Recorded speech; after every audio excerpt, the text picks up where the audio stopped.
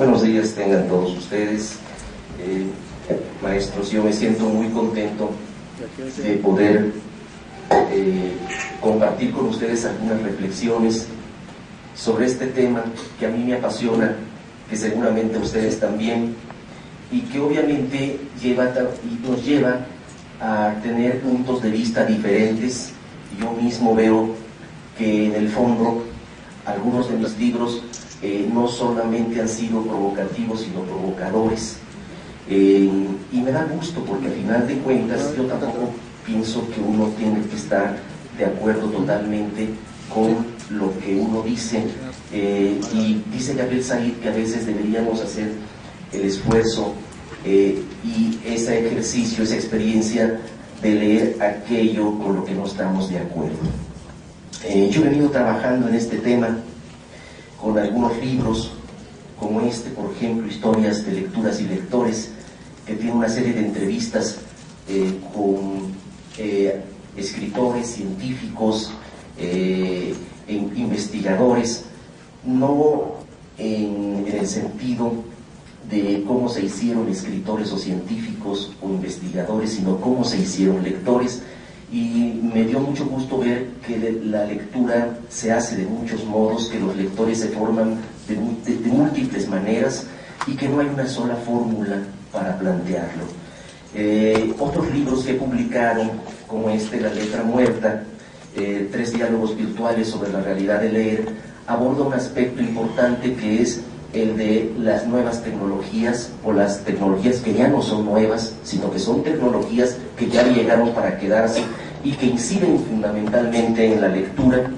Muy recientemente, en este año, publiqué Escribir y leer con los niños, los adolescentes y los jóvenes, un libro que a mi juicio es uno de los más pedagógicos que he escrito, porque tiene el propósito de explicarnos por qué precisamente no están leyendo los jóvenes y precisamente por qué parten de antecedentes no lectores.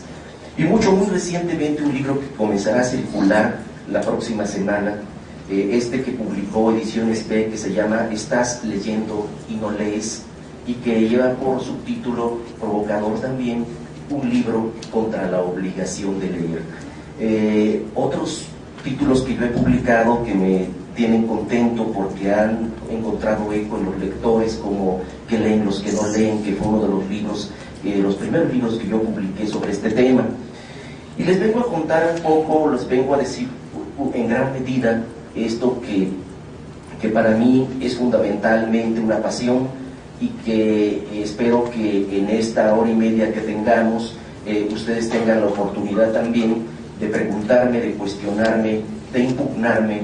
En fin, yo creo que esto es así y así lo entiendo, y yo por eso vengo a compartir. Cuando el maestro Lorenzo Gómez Morín y el maestro Quintanilla me invitaron a Flaxo, yo acepté de inmediato, y les aseguro que no hubiese aceptado si la invitación hubiera partido del Consejo de la Comunicación, porque yo creo que esto que se está haciendo me parece importante. Leer al 100, leí el documento base y los otros documentos adjuntos que me parece interesante. Ya dejémonos de Jordi Rosado y de Adal Ramones y de Tatiana y de todas estas cosas, ¿verdad? Porque me parece realmente grave que en este país, donde se necesite leer, los modelos que quieren poner o imponer como lectura sea de absolutos analfabetos. Es decir, yo creo que ya hay que decirlo, y hay que quitarnos también de esa pena de estar arrastrando una serie de conceptos que no decimos muchas veces por no quedar mal. Yo, como no tengo ese problema y no me interesa, yo puedo quedar mal en donde sea, lo digo y lo asumo como tal. Recientemente me invitaron los del Consejo de la Comunicación a una charla, una conversación con ellos. Es decir, ellos me querían explicar a mí, no es que yo fuera a contribuir con ellos en nada, sino que me querían explicar cuál era su plan, ¿verdad? Yo ya sabía que había muchos otros colegas que habían aceptado y que me dijeron, bueno, uno llega, da ideas, les dice cómo y no te hacen caso. Bueno, yo tampoco tengo ningún interés en perder mi tiempo yendo con el Consejo de la Comunicación, pero creo que aquí con ustedes puedo decir algo que valga la pena para mí y que a lo mejor ustedes puedan sacar de él alguna conclusión, así sea adversa. Por ello, les comento, hace poco también la Universidad Autónoma del Estado de México llevó a cabo una encuesta entre los estudiantes universitarios, y se dieron cuenta de que los estudiantes universitarios no leían por gusto, no leían por placer, que la mayor parte leía para sacar la calificación. Entonces, la conclusión era esa. En efecto, esto me recordó una frase de una estudiante. No ocurre nada más en México ni nada más en el Estado de México. El escritor húngaro Stephen Bizinsey dice que en alguna ocasión fue a buscarlo, fue a entrevistarlo una estudiante universitaria de letras, y que le habló acerca de un libro, y entonces Stephen Bizinsey le preguntó: ¿y le ha gustado este libro? Y dice él que la estudiante se puso muy derecha y muy orgullosa y dijo: no leo para sacar gusto, leo para evaluar. Lo cual demuestra los graves problemas que hay en la lectura. Lo que en realidad tenemos es una serie de circunstancias mal entendidas sobre la lectura, donde parecería que ser frígido es una virtud, cuando en realidad es un grave defecto. Es decir, que no te guste lo que estés haciendo, sea la investigación, sea la lectura, sea cualquier cosa en cualquier terreno. Me parece que es una gran limitación no gozarlo. Y como la escuela nos ha enseñado a no gozar, pues también estamos habituados a que nada de esto nos dé algún placer, sino que basta con que podamos nosotros calificar para ello. Permítanme antes, como un preámbulo, leerles antes de esta ponencia, esta conferencia que yo preparé para ustedes, un testimonio de lectura que quisiera compartir con ustedes, que es del escritor español Juan Marcé, que a lo mejor ustedes habrán leído, y es como la entrada a lo que será mi conferencia. Dice: el escritor español Juan Marcé, autor entre otras novelas de Últimas tardes con Teresa, refiere la siguiente desalentadora anécdota. Lo que voy a leer es de Juan Marcé. Veo sentada ante mí en casa a la joven estudiante de robustas rodillas y nervioso bolígrafo, que me visita para anotar en su cuaderno gravísimos datos sobre mis novelas con destino a su tesina. La veo parpadear, confusa, ante mis delgadas respuestas que no encajan en su vasto y complicado plan de estudios. Le digo, por ejemplo, que el pijo aparte, el personaje de esta novela, jamás se propuso desenmascarar a la burguesía catalana, sino simplemente enamorar a Teresa. La veo cotejar notas, alterar esquemas, rectificar planteamientos, desorientada, y yo, algo entristecido, me pregunto: ¿quién la ha desorientado? ¿Cuándo y cómo ha perdido esa muchacha el placer de leer? Afirma que la novela le gustó, pero se nota que no lo pasó bien leyéndola, y lo que es peor, ya no considera importante pasárselo bien leyendo novelas. Entonces, ¿quién o quiénes le quitaron a esta chica el deseo de disfrutar con un libro, dejándole solo la obligación de aprender? ¿Aprender qué además? Sociología, semiótica y semiología, estructuralismo, sentido y forma, relaciones metalingüísticas, perspectiva exógena y estructura interna. La conclusión del escritor español es trágica, pero al mismo tiempo plantea una esperanza solo si somos capaces de recuperar el placer de leer. Y esto es lo que él concluye. Maldición, estamos rodeados. Así es imposible leer. Hay que saber demasiadas cosas, hay que mueblar la mente de bidets teóricos, hay que ser experto en demasiadas chorradas, le digo a la desilusionada estudiante de graves rodillas y afanoso bolígrafo. Se han empeñado ellos, los malditos tambores de las cátedras y de los institutos, los avinagrados columnistas de diarios de provincias, los rastreadores de estilos y figuras de la alfombra, los rebuznos de la crítica trascendente y los 40 años de incultura franquista en convertir la lectura de un libro en cualquier cosa menos en un placer, un acto libre y espontáneo, una aventura personal con la imaginación. ¿Quieres un consejo? Le digo, tira por la borda ese cuaderno y ese bolígrafo y ponte a leer. Sobre esas rodillas ojuzgadas de estudiante aplicada y con ojos infantiles, a ser posible, renovada la capacidad de asombro, el sentido de la vida y la imaginación, penetrante, otra vez, la isla del tesoro. Yo no sé, él habla, obviamente, de una experiencia que tiene que ver, dice, con los 40 años de incultura franquista. Aquí tendríamos que hablar de los 70 años de incultura priista y los 12 años de incultura panista. Entonces estamos hablando de una serie de cosas que nos tocan a todos y que obviamente nos está llevando a que lo que hemos estado aprendiendo, lo hemos estado aprendiendo sin placer. Y me parece que ha sido grave, que es grave, que la responsabilidad que tienen ustedes, que a veces se torna una situación, a veces yo diría que demasiado grave, en el sentido de que se quiere plantear todo como que son ustedes los responsables, y a veces no solo los responsables, sino los culpables, y que además de todo, no solo son los culpables, sino que también al libro se le concede una supremacía y una superpotencia para resolver problemas de las que no tiene capacidad para resolver el libro. A mi juicio, este ha sido el mal planteamiento que se ha hecho en lectura. Creer que la lectura es aparte de la economía, de la política, de la situación por la que atravesamos. Es cierto que los finlandeses leen mucho y que tienen 8 meses muriéndose de frío y que se meten a sus casas y que en la calefacción se ponen a leer porque no tienen otra cosa que hacer.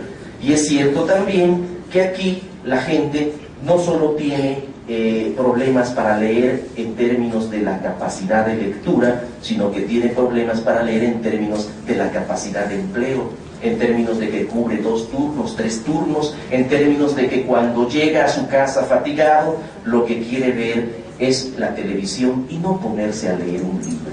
Entonces estamos hablando de una problemática muy grave que tenemos que asumir como tal y dejarnos de esos misticismos laicos, de estas falsas utopías y de estas, yo diría que de alguna manera estamos hablando de un concepto mitológico sobre la lectura de, cuando leían nuestros abuelos, cuando leíamos nosotros, sí, pero los que tenemos más de 50 años, como es mi caso, crecimos en medio no nada más de los libros, sino de situaciones en las que podíamos llegar a ser lectores o no ser lectores. Yo provengo de una familia que no es lectora o que no era lectora canónica, pero quiero decir con ello que no me desaliente el hecho de que si yo pude llegar a ser lector, creo que hay mucha gente que puede llegar a ser lectora, aunque no esté en medio de lectores, como también sé que hay personas que aunque tengan todas las facilidades para leer, no llegarán a la lectura, así los obliguemos o los forcemos a leer. Los lectores no se fabrican, mucho menos se fabrican en serie.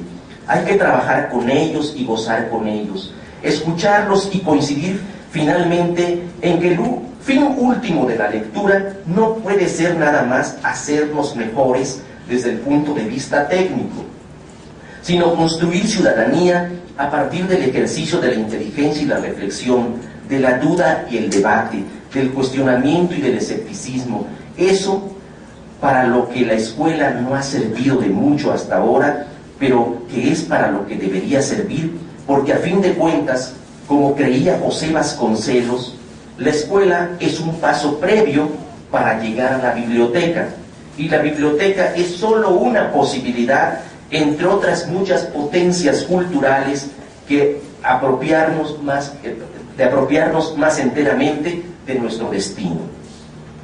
La biblioteca, afirmaba Vasconcelos, complementa la escuela, en muchos casos la sustituye y en todos los casos la supera. Es frase de Vasconcelos, que fue secretario de Educación Pública y rector de la UNAM.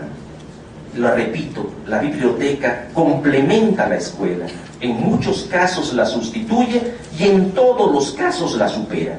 Esto, que parece excesivo, es absolutamente cierto, pues lectores hay autodidactos, pienso en Arreola, pienso en Monterroso, que son clásicos hoy, que le deben todo a la biblioteca y casi nada a la escuela. Lectores que luego de haber sido alfabetizados, leyeron en su entorno y cotejaron su lectura de la vida con la lectura de los libros, que para eso también sirve leer y no para únicamente acumular kilos de celulosa en nuestra cabeza. No hay cero en lectura. Lo vengo diciendo desde hace años, partiendo de las evidencias a las que han llegado grandes escritores, filósofos y pedagogos como Montaigne, Rousseau, Descartes, Paulo Freire, etc. ¿Cómo podría haber cero en lectura si antes que en los libros leemos en nuestro entorno, en nuestra existencia, en lo que nos rodea y nos cuestiona? ¿O acaso hay quien cree que antes de la invención de la imprenta y antes de los libros manuscritos el ser humano no leía? En nuestra vida, como afirma André Comte Sponville, todos tenemos detrás nuestro a la infancia, y por cierto, también si ya somos adultos, a nuestra adolescencia, periodo este fundamental de la vida en la definición de nuestros destinos: enfermedad, conflicto, confusión, angustia, pero también vitalidad, rebeldía, desmadre, oposición y construcción de sentido a partir de lo que tenemos a nuestro alcance, bueno o malo. Y de muchos de los mediadores culturales depende que la construcción de sentido se dé a través del libro y del diálogo cultural, y no a través de las múltiples formas destructivas que nos asedian y nos tientan, y muchas veces nos convencen y reclutan en un medio donde, para decirlo con el compositor Enrique Santos Discépolo en su tango Cambalache, hoy resulta que es lo mismo ser derecho que traidor, ignorante, sabio, chorro, generoso, estafador. Todo es igual, nada es mejor, lo mismo un burro que un gran profesor. No hay aplazados ni escalafón, los inmorales nos han igualado. Si uno vive en la impostura y otro afana en su ambición, da lo mismo que sea cura, colchonero, rey de bastos, cara dura o polizón. Lamento no poder cantárselos, es un tango maravilloso. Concluyo. Hace ya mucho tiempo, el gran pedagogo catalán, refugiado en México, Ramón Costa Jou, nacido en 1911 y muerto en 1987, publicó un librito, El lenguaje a través de los textos libres, que publicó Luis Fernández, editor, en 1958.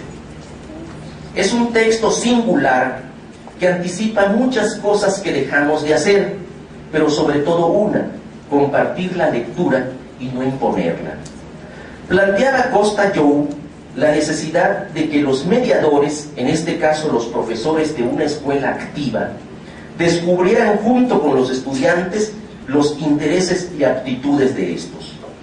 Costa Jou sabía, hace 52 años, la edad que tengo yo, lo que al parecer algunos todavía no alcanzan a saber hoy, que la enseñanza del lenguaje es la base para la adquisición de los conocimientos de cualquier otra disciplina, y es la base también para el propio desenvolvimiento de la vida. En los llamados textos libres o ejercicios de escritura en libertad, los alumnos tenían la posibilidad, dice Costa Jou, de volcar su espíritu y de ir aprendiendo las reglas del idioma, que de todos modos pueden llegar a dominarse casi como cuando se aprende a hablar, a pesar de que el lenguaje hablado es naturaleza, mientras que el lenguaje escrito es cultura. Partimos de lo que el niño sabe, decía Costa Joe, porque hay que partir de algo. Partimos, añadía, de la fecunda realidad que es el niño, de lo que él sabe y puede hacer libremente. Decía más, el niño habla de lo que sabe, habla sobre lo que quiere, lo que desea o sobre lo que quiere poseer. Pues bien, partiendo de ello aprenderá a escribir, primero palabras, después frases, a veces ideas completas muy sencillas. Más adelante expondrá con mayor precisión los pensamientos que quiere expresar. Permítanme decirles que no conozco una forma más efectiva no solo de alfabetizar, sino también de aprender a escribir y a leer, y de leernos en lo que escribimos. Y esto que parece cosa únicamente de niños, va más allá y puede ser muy eficaz también para enseñar a pensar a los preadolescentes, a los adolescentes y a los jóvenes. ¿Cómo se aprende a filosofar? Filosofando. Como cuando el gran filósofo francés Alain, seudónimo de Émile Chartier, empezaba su cátedra en el Liceo Michelet con el primer comentario del día con el que lo recibían sus alumnos. Su enseñanza se basaba no en lo que hay que pensar, sino en cómo pensar. No en la historia de la filosofía, sino en la filosofía misma. De haber seguido esta lógica en la lectura, hoy no estaríamos padeciendo esto que se ha dado en llamar con tintes amarillistas y epidemiológicos, el problema de la falta de lectura.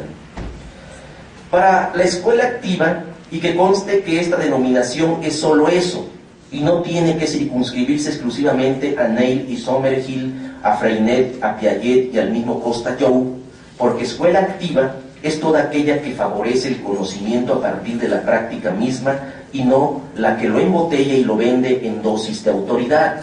Para la escuela activa, decimos, los tres factores esenciales que condicionan el desarrollo del ser humano son la genética, el medio y la educación.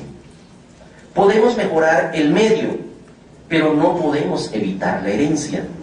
Lo que sí podemos es desarrollar una educación que transforme el medio y que favorezca las aptitudes fruto de la herencia genética. ¿Por qué parece que seguimos sin comprender esto? Porque seguimos creyendo que la lectura puede estar al margen de la educación, la economía, la política, el medio y, por cierto, la herencia. Cuando comprendamos que la lectura y la escritura no pueden mirarse como aspectos disociados de todo lo demás, entonces tal vez comprendamos lo que Raúl Vaneigem en su libro Aviso a escolares y estudiantes planteó como un aforismo devastador. Dijo, aprender sin deseo es desaprender a desear. Muchísimas gracias.